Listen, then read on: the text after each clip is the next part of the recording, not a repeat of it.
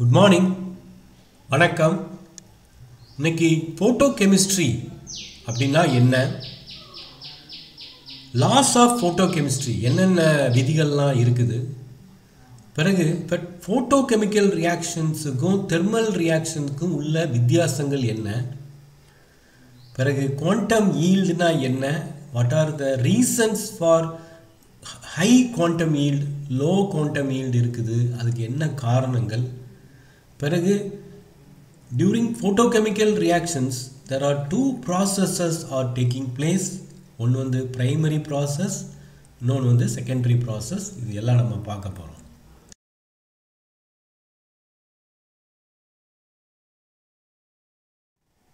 First, what is photochemistry? Photochemistry na என்ன? It is the branch of chemistry. It is one of the branch of chemistry which deals with the study of chemical reactions initiated by or induced by sunlight or light radiation. It is the branch of chemistry which deals with the study of chemical reactions initiated or induced by light. Light, இப்போ இந்த reaction, for example photosynthesis எடுத்துக்கோங்க. Photosynthesis is a ஒரு biochemical reaction or chemical reaction initiated, induced by sunlight in the presence of chlorophyll as photosensitizer. Okay, so photosynthesis of glucose in the presence, in the plants, in the presence of sunlight, it takes place in the presence of sunlight. இதில் பார்த்தீங்கன்னா CO2 water energy poor compounds, energy poor molecules are converted into energy rich molecules. அப்போ the change in free energy பாசிட்டிவாக இருக்கும். Suppose இது reverse reaction எடுத்துக்கோங்க, combustion reactions, இதை combustion thermal reaction, அது வந்து ரிவர்ஸ் ரியாக்ஷன் O2 + O2 போட்டிங்கன்னா 6CO2 okay plus water கிடைக்கும். அது வந்து பார்த்திங்கன்னா டெல்டா ஜி நெகட்டிவ்னு வந்துடும். ஸோ அங்கே வந்து energy rich compounds R converted into energy poor compounds. அப்போ இங்கே வந்து energy poor compounds R converted into energy rich compounds, therefore the change in free energy is பாசிட்டிவாக இருக்கும். ஸோ ஃபோட்டோ கெமிஸ்ட்ரி இன்னொரு in other words இன்னொரு வகையாக நம்ம சொல்லலாம். It is the study of chemical reactions or any reactions that are brought about by the action of UV visible light radiation. Photochemical reaction occurs generally in the presence of UV light radiation. அது எதனால வந்து it is the reactions are why the chemical reactions are brought about by ultraviolet light, UV visible ultraviolet light. We'll see அதை பார்ப்போம் நம்ம. So what is light energy? What is light source? இதுதான் வந்து light source. இப்போ what is light energy? It is, இப்போ பார்த்தீங்கன்னா it is an electromagnetic radiation. Light energy is nothing but electromagnetic radiation emitted in different directions in discrete packets. It is emitted, the electromagnetic radiations are emitted in discrete packets called quanta or called photons. Each quantum is called photon. So what is photon? It is the smallest amount of light. Photon is the smallest amount of light carrying the energy. Energy of each photon is given by E is equal to h nu. E is equal to h nu. Nu equal to, we know from fundamental physics, nu equal to c by lambda. Therefore E is equal to h c by lambda, where h is the Planck constant, c the velocity of light in vacuum, வெற்றிடத்தில் velocity of light சொல்லுவாங்க. ஒவ்வொரு photon, இப்போ பார்த்தீங்கன்னா இதுதான் source, இந்த சோர்ஸில் இருந்து the light energies are emitted in the form of discrete packets called quanta or photons. இந்த each photon க்கு எனர்ஜி என்ன இருக்கும்னா h nu, the energy of each photon. So this is the energy in அப்ப I நாட்ங்கிறது என்ன இதுலனா intensity of the incident beam. The light is passed through a sample, the light is absorbed by the sample. So IT ங்கிறது என்னன்னா it is the intensity of the transmitted light. Therefore what is I naught minus IT equal to IA. IA is the intensity of the absorbed light. Okay, இப்போ வந்து பாத்தீங்கன்னா லாம்டாங்கிறது wavelength of the light, இதனுடைய wavelength. ஒரு வேவ்னா wavelength இருக்கும் அதனுடைய இது, and nuங்கிறது frequency of the wave, frequency of the light radiation. Now in other words, இன்னொரு வகையாவும் நம்ம photochemistry சொல்லலாம், the study of interaction of electromagnetic radiation. See, the study of interaction of electromagnetic radiation with the sample or matter resulting in a physical change only, called photophysics. There is only changes in physical state, or into the study of interaction of electromagnetic radiation with the matter or sample or molecule resulting into a chemical reaction, then it is called photochemistry. So what is photophysics? What is called photochemistry? It is the study of interaction of electromagnetic radiation with the matter resulting in a physical change called photophysics, or the study of interaction of electromagnetic radiation with the sample resulting into a chemical reaction called photochemistry. In general, during chemical reactions, bonds are broken and formed. We have already studied in chemical energetics. During chemical reactions, bonds are broken and bonds are formed. The bond energies, the chemical bond energies, are in the order from 100 to 1000 kilojoule per mole.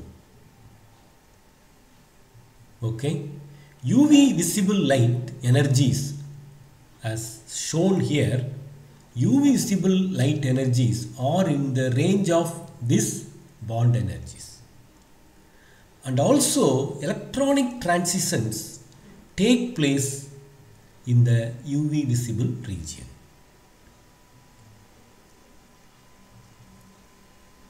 Compared to IR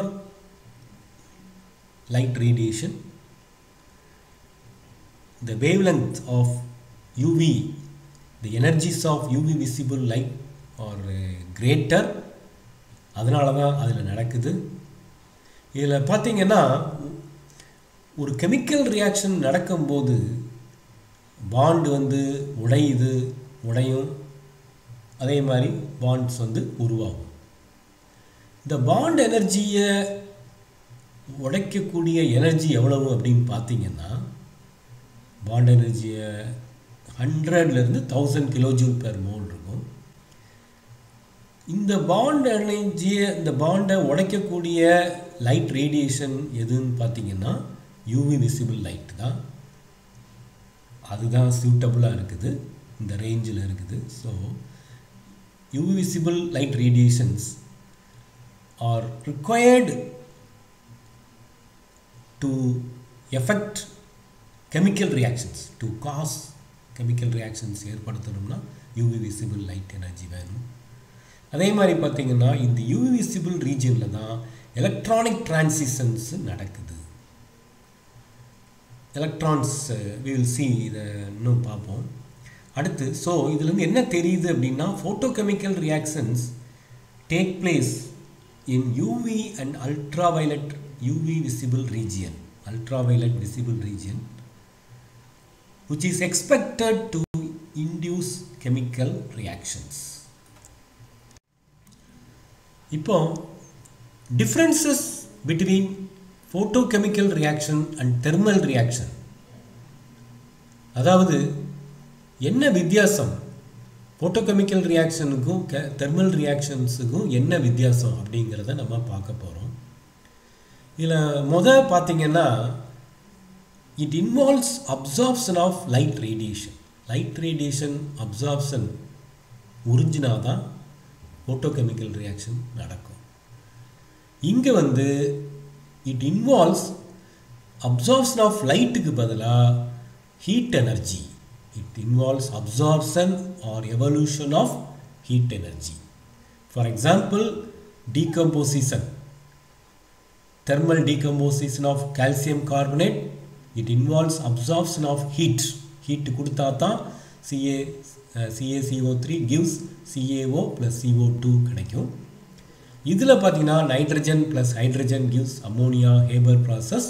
Haber processல ammonia is formed. This is an exothermic reaction. Heat is evolved. அப்போ it involves release of heat. அடுத்து it occurs in the presence of light. இது வந்து light இருந்தாதான் இந்த வினை நடக்கும், photochemical reaction நடக்கும். These reactions can take place in light as well as in dark. Light இருந்தாலும் சரி இது லைட்லேயும் நடக்கும், டார்க்லேயும் நடக்கும். இது வந்து டார்க்கில் நடக்காது. அப்போ பார்த்தீங்கன்னா லைட்னா what is light? It is an electromagnetic wave that depends on wavelength and intensity of the light. Intensity of the light பொறுத்து இருக்குது. ஓகே, அடுத்து இதில் வந்து in photochemical reactionல temperature has very small effect.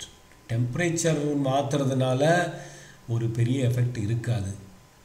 ஆனால் இங்கே வந்து in general temperature has very significant effect on thermal reaction. அதாவது heat வந்து ரிலீஸ் ஆகும் அல்லது ஹீட் வந்து அப்சார்ப் ஆகும். இங்கே பார்த்தீங்கன்னா the change in free energy may be negative in photochemical reaction. the change in free energy வந்து நெகட்டிவாக இருக்கலாம் அல்லது பாசிட்டிவாக இருக்கலாம். ஆனால் அதே இது நீங்கள் இங்கே பார்த்தீங்கன்னா in thermal reactionல the change in free energy delta G is always negative. இது நீங்கள் கன்ஃபியூஸ் பண்ணிடாதீங்க. Delta H is negative, delta H maybe positive. ஆனால் டெல்டா ஹெச் நெகட்டிவாகவும் இருக்கலாம். தெர்மல் ரியாக்ஷன் நல்லா தெரிஞ்சுக்கோங்க. டெல்டா ஹெச் நெகட்டிவாக இருக்கலாம், பாசிட்டிவாக இருக்கலாம். ஆனால் delta G is always negative. Because இதில் நீங்கள் டெம்பரேச்சரை டெல்டா ஹெச் வந்து பாசிட்டிவாக இருந்தாலும் இதில் டி டெம்பரேச்சர் கூட்டும் போது என்ன ஆகுது, நம்மளுக்கு நெகட்டிவ் ஆயிடுது. நெகட்டிவ் ஆகிறதுனால டெல்டா ஜி நெகட்டிவ் ஆகிடும். அடுத்து photochemical activation is highly selective process.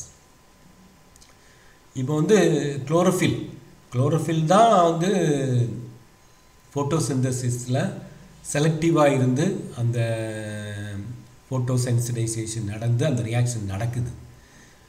அது மட்டும் இல்லைன்னா அது நடக்காது.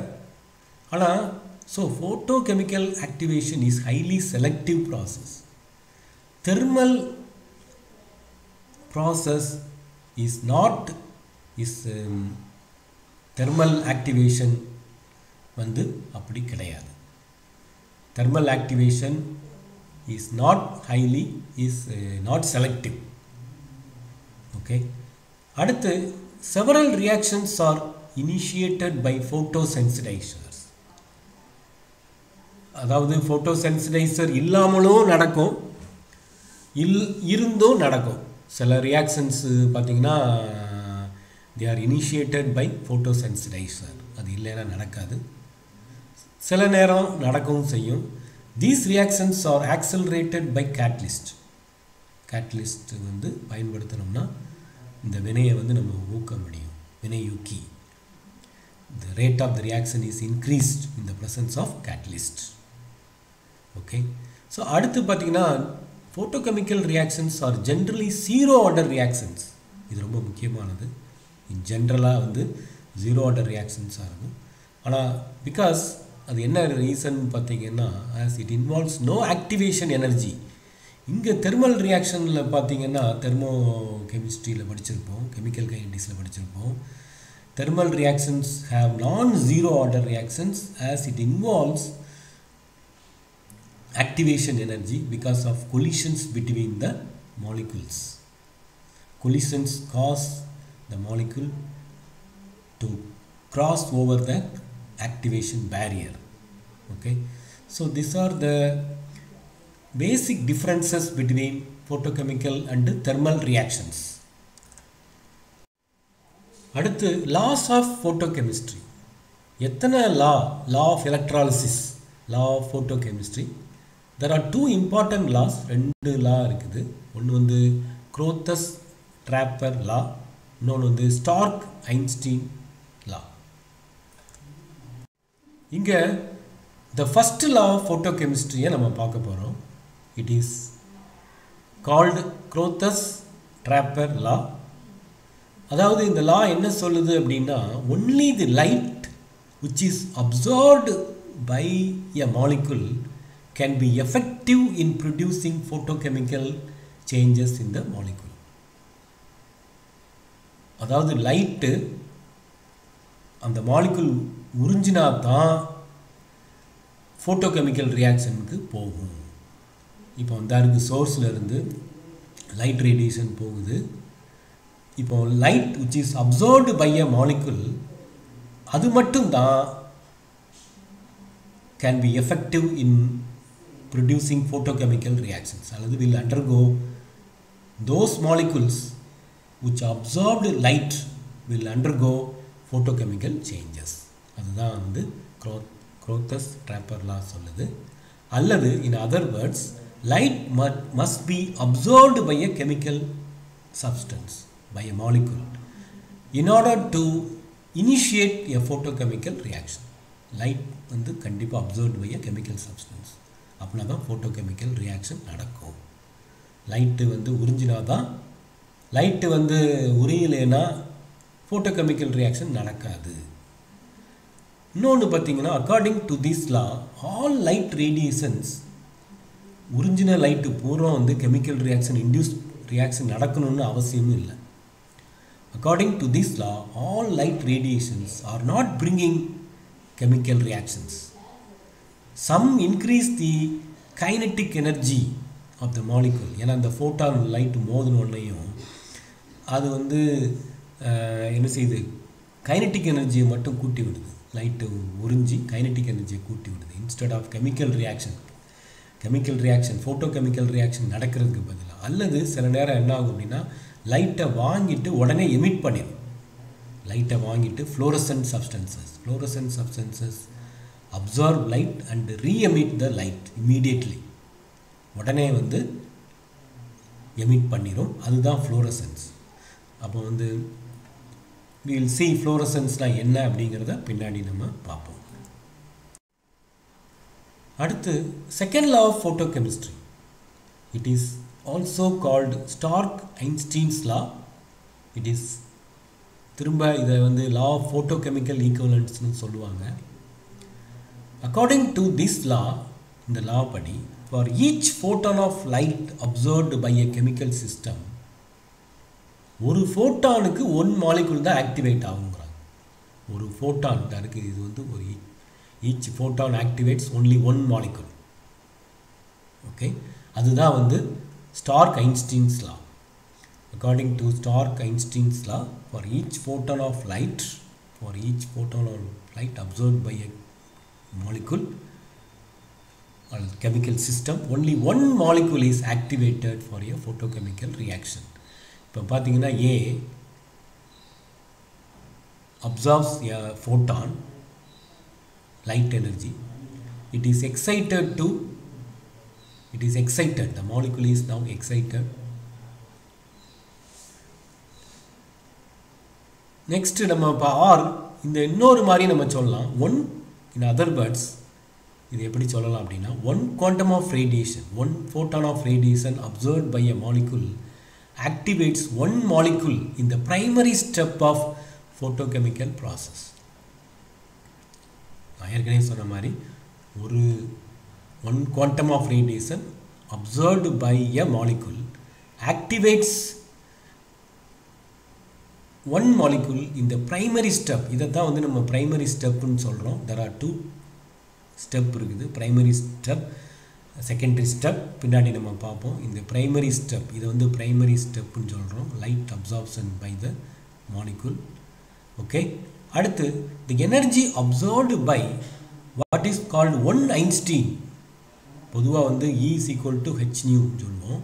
ஆனால் in chemistry 1 mole of 1 mole தான் நம்ம சொல்லுவோம். அதனால the energy observed by 1 mole of the reacting molecules.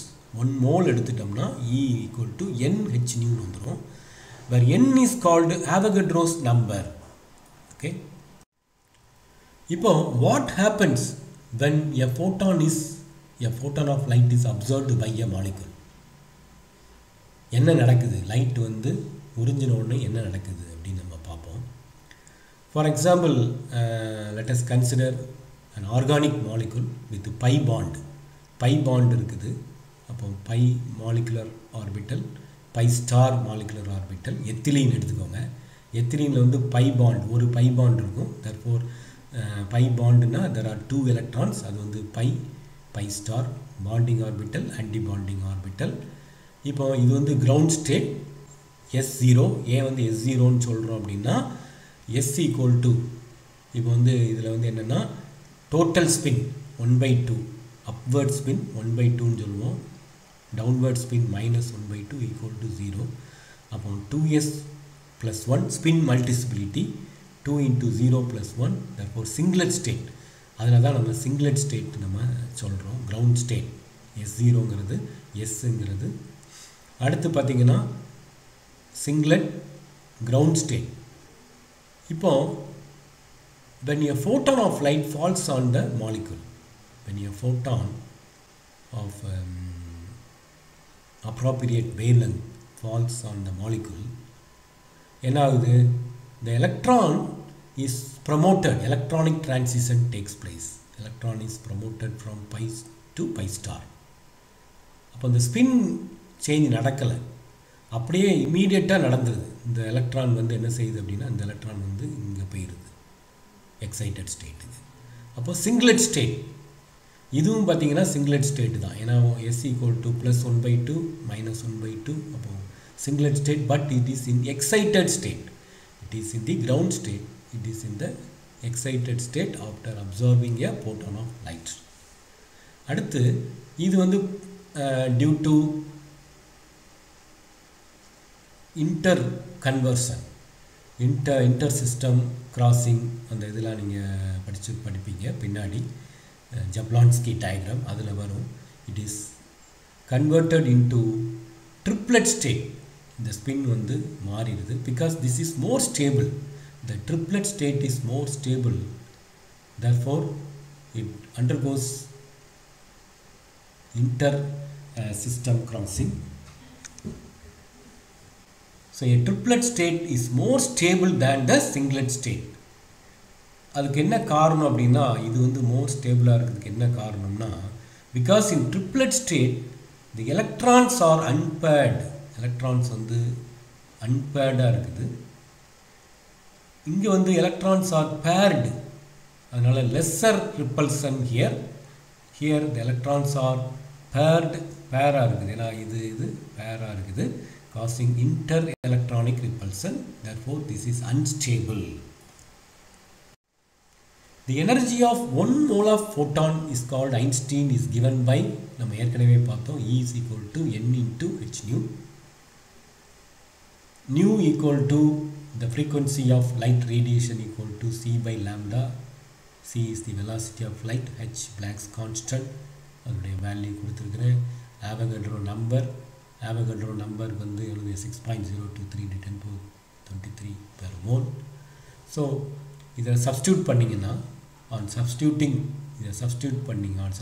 these values in this equation in CGS யூனிட்லனா E is equal to இந்த வேல்யூ கிடைக்குது calories per mole. இந்த லாம்டா வந்து in சென்டிமீட்டரில் போட்டிங்கன்னா என்ன கிடைக்கும் calories per mole. அதே இது நம்ம kilo calories per mole lambda Armstrong யூனிட்டில் போட்டிங்கன்னா இந்த இது கிடைக்கும். இது போட்டிங்கன்னா கிலோ கேலரிஸ் per mole கிடைக்கும். This is the conversion. Okay, this is used for solving problems அடிக்கடி கேட்பாங்க ஐஐடி ஜாம் சிஎஸ்ஐஆர் கேட்லலாம். அடுத்து இன் எஸ்ஐ யூனிட்லனா லாம்டா மீட்டர்ஸில் போட்டிங்கன்னா 0.1197 டிவைடட் பை லாம்டா. இப்போ வந்து a light of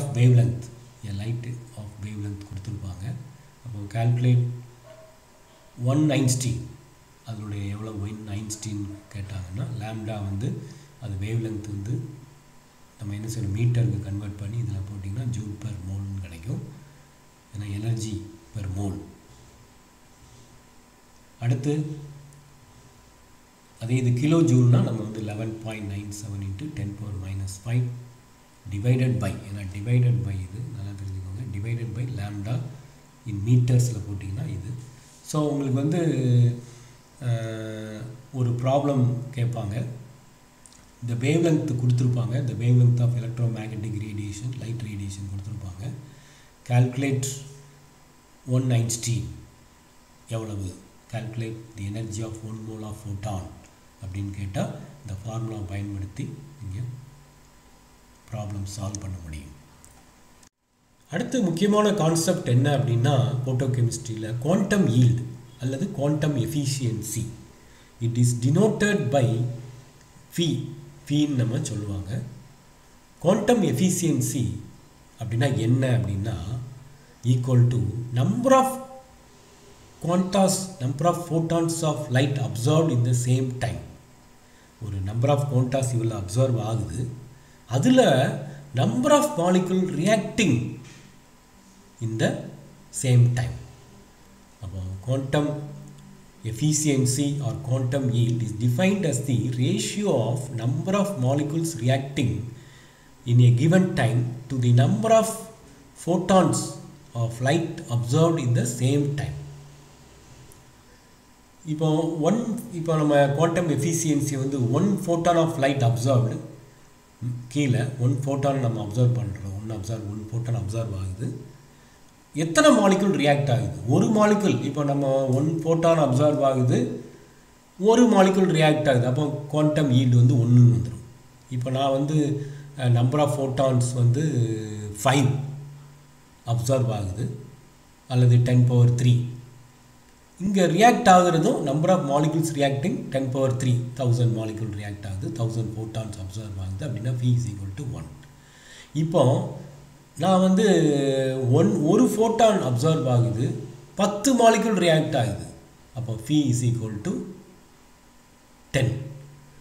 ஓகே, அதை experimentally how it is determined அப்படின்னு பார்த்தீங்கன்னா number of quanta absorbed per second, the rate of chemical reaction நம்ம கண்டுபிடிச்சிடலாம் by means of chemical kinetics. the rate of reaction கண்டுபிடிச்சிடலாம். அடுத்து நம்ம வந்து how much photons quanta are observed by the sample per second, எவ்வளவு light source வந்து எவ்வளோ emit பண்ணுது, எவ்வளோ அப்சர்வ் ஆகுறது, அது தெரிஞ்சால் குவாண்டம் ஈல்டு கண்டுபிடிச்சிடலாம். So quantum yield based on quantum ஈல்டை வச்சு there are 3 types of reactions. அதாவது குவாண்டம் ஈல்டு வேல்யூவை வச்சு தெர் ஆர் 3 cases அல்லது தெர் ஆர் 3 ஃபோட்டோகெமிக்கல் ரியாக்ஷன்ஸ். ஒன்று வந்து Phi equal to 1 இருக்குது. the product is produced in primary photochemical process. அதாவது பிரைமரி ஸ்டெப்லேயே ஜஸ்ட் உடனே வந்து என்ன செய்யுது, it is converted in to product. இந்த ப்ரைமரி ஸ்டெப் எக்ஸைட்டட் ஸ்டேட்டுக்கு போகுது, இதாக இருக்குது. இந்த ப்ரைமரி ஸ்டெப்லேயே கிடைச்சது எக்ஸைட்டட் ஸ்டேட்டுக்கு போகுது. H2S எக்ஸைட்டட் ஸ்டேட்டுக்கு போகுது இந்த present by absorbing a photon of light. And இந்த எக்ஸைட்டட் ஸ்டேட்டில் என்ன ஆகுது, நம்மளுக்கு இந்த பாண்டு வந்து உடஞ்சிருது, H2S இடையில பாண்டு உடஞ்சி நம்மளுக்கு கிடைக்கிது இந்த wavelength 208 nanometer. So Phi equal to 1. the quantum yield for this reaction is equal to 1. அதே இது பார்த்தீங்கன்னா photochemical reaction of hydrogen with halogen chlorine. இங்கே பார்த்தீங்கன்னா Phi is greater than 1 because during this photochemical reaction chain reaction takes place. In the primary step la vandu light is absorbed, in the secondary step chain reaction takes place. Chain reaction nadakkiradhanaala the quantum yield is very very high. பாத்தீங்கன்னா 10 lakhs அந்த மாதிரி இருக்குது. 10 power 4 10,000 to 10 lakhs. அதே இது phi less than 1, the quantum yield is less than 1 for photochemical reaction between hydrogen and bromine. P is 0.01. இதில் பார்த்தீங்கன்னா physical deactivation is dominant. இதை நம்ம இன்னும் பின்னாடி எக்ஸ்பிளைன் பண்ணி பார்ப்போம். In the photolysis of Cl2 and hydrogen, the quantum yield is 1 million, அதாவது 10 power 6. இப்போ அந்த mechanism, what is the mechanism of this photolysis reaction பார்த்தீங்கன்னா Cl2 first வந்து H2 plus Cl2 gives 2HCl. அதில் Cl2 absorbs light energy to give chlorine atoms. இது ஈஸியாக உடைச்சிடலாம். ஹைட்ரஜனை காட்டிலும் ஹைட்ரஜனை உடைக்கிறது கஷ்டம், இது ஈஸியாக உடைச்சிடலாம். 2 chlorine atoms, they are very very unstable, they are very reactive atoms or free radicals. இப்போ இது என்ன செய்யுது, இது வந்து இதோட H2 ஓட ரியாக்ட் ஆகி HCl plus H ஃபார்ம் ஆகுது. this reaction is exothermic.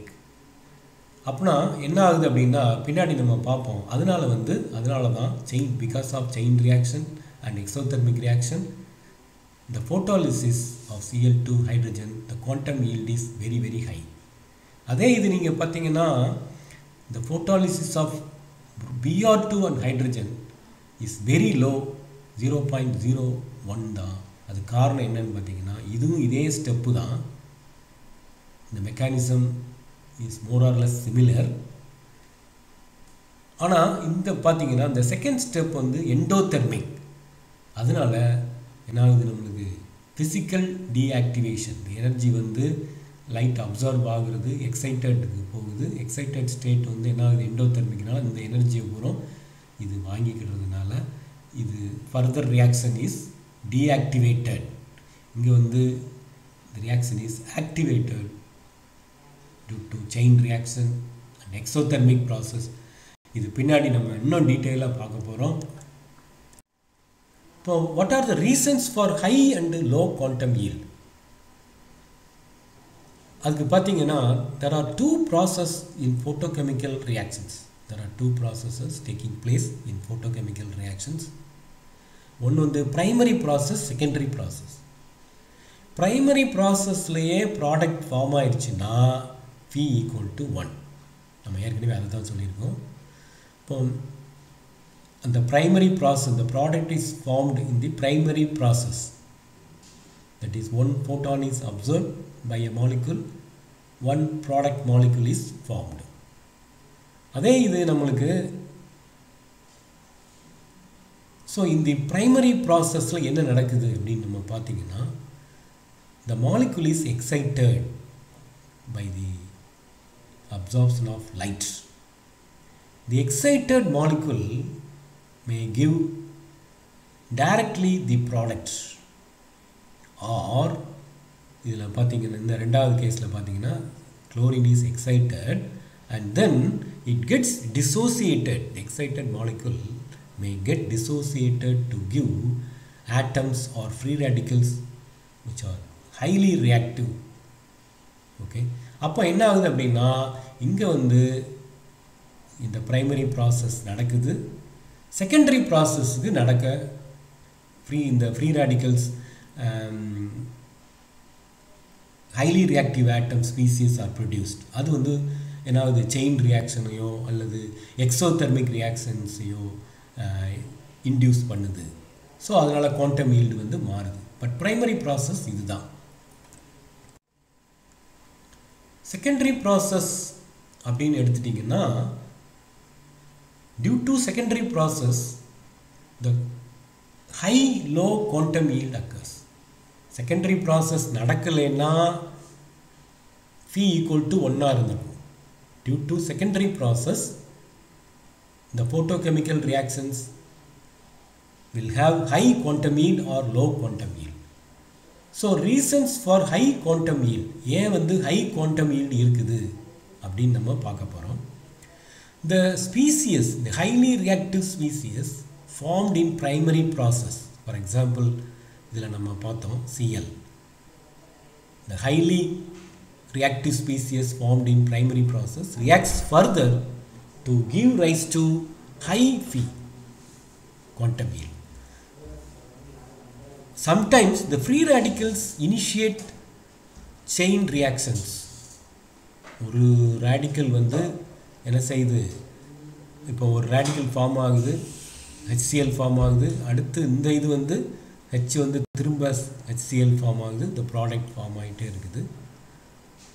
If the secondary reactions are exothermic, இங்கே பாருங்கள், இது வந்து primary process, secondary process வந்து moreover chain reaction நடக்குதுங்க. இன்னொன்று வந்து exothermic. The secondary reactions are exothermic. The heat released activate other molecules. ஹீட்னாலேயே இந்த ரியாக்ஷன் நடக்க ஆரம்பிச்சு, தெர்மல் ரியாக்ஷன் நடக்க ஆரம்பிச்சது. நல்லா கவனிச்சுக்கோங்க. So, if the secondary reactions are exothermic, the heat released activate other H2Cl2 molecules to react, resulting in very high quantum yield, phi greater than 1. அடுத்து, what are the reasons for low quantum yield? ஏன் வந்து ஒரு photochemical reactionsல low quantum yield இருக்குது, கிடைக்குது அப்படின்னு பார்த்தீங்கன்னா அதுக்கு reason கொடுத்துருக்கேன். The excited A star molecule gets deactivated to give back A, reverse reaction. A gives A star. இங்கே வந்து the excited molecule gets deactivated to give back the reactant molecule. அடுத்து ரெண்டாவதுல A star plus A gives 2A. Collisions between the excited and non-excited molecules deactivate the excited molecule to give the reactant molecules. So product கிடைக்கிறதுக்கு பதிலாக நம்மளுக்கு என்ன கிடைக்குது, ரியாக்டண்டே திரும்ப கிடைக்குது. அதனால தான் ஒரு ஃபோட்டானுக்கு ஒரு ப்ராடக்ட் கிடைக்காது, ஒரு ஃபோட்டான் அப்சார்ப் ஆகுதுன்னா ஒரு ப்ராடக்ட் கிடைக்காது. அடுத்து dissociated atoms recombine to form. இப்போ dissociated atoms இருக்குது, recombine ஆகுது அப்படின்னா என்ன ஆயிரும், உங்களுக்கு dissociated atoms வந்து reactant initiate பண்ணுறதுக்கு பதிலாக recombine to form the reactant again. Then the quantum yield is less than 1. இன்னொரு ரீசன் பார்த்தீங்கன்னா அங்கே பார்த்தோம், reasons for high quantum yieldல if the secondary reactions are exothermicனா இங்கே வந்து ஆப்போசிட், இந்த செகண்டரி இப்போ இந்த இதில் பாருங்கள் Br2 plus Br2 is excited and get dissociated to give 2 bromine atoms. The bromine atom in the reaction reacts with the hydrogen to give HBrH. This reaction is endothermic. இதே இது chlorine hydrogen reaction எடுத்துட்டிங்கன்னா இது வந்து exothermic இருந்தது. This reaction is endothermic. So என்ன ஆகுது அப்படின்னா இது எண்டோதெர்மிக்ங்கிறதுனால இப்போ எக்ஸைட்டட் மாலிகுல் உள்ள எனர்ஜிலாம் இந்த இதுக்கு யூஸ் ஆகுது. அப்போ என்ன ஆகுது, இப்போ ரிவர்ட் பேக் கொலிஷன், இந்த மாலிகுல் வந்து இதோட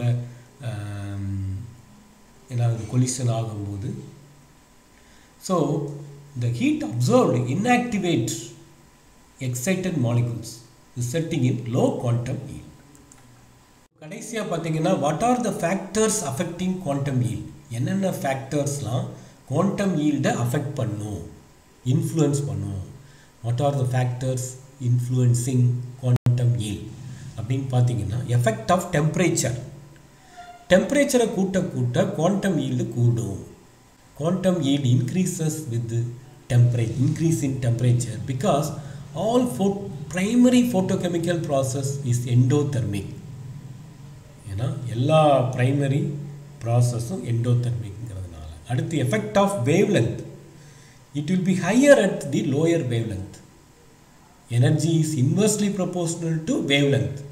Lower wavelength na higher energy, therefore more energy is absorbed by the molecule, therefore the quantum yield, more energy is absorbed means the quantum yield is high.